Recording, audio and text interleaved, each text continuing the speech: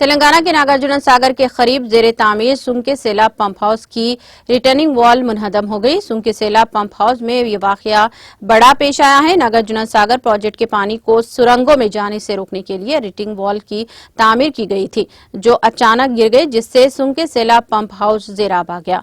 यहाँ सैकड़ों मजदूर 3 शिफ्टों में काम करते हैं। 25 मीटर ऊंचा ढांचा उस वक्त गिर गया जब मजदूर जिमनी सतह पर महफूज फासले पर थे। खुशकिस्मती से इस वाकये में किसी की जानी नुकसान या फिर किसी के जख्मी होने या किसी के मरने की इत्तला नहीं मिली है, क्योंकि इस हादसे के वक्त मजदूर शिफ्ट तब्दील कर रहे थे। बताया जाता है कि वाकया 1 अगस्त को पेश आया, तहम इसका ताखिर से अमल में आया। इस वाकये की हुकाम जांच कर रहे हैं। काम की निगरानी Hyderabad metropolitan water supply and sewerage board के अहदेदार कर रहे थे। जराये के मुताबिक पंप हाउस से मुंसलिक सुरंग में दाखिल होने वाले पानी को रोकने के लिए रिटर्निंग वॉल बनाई गई थी।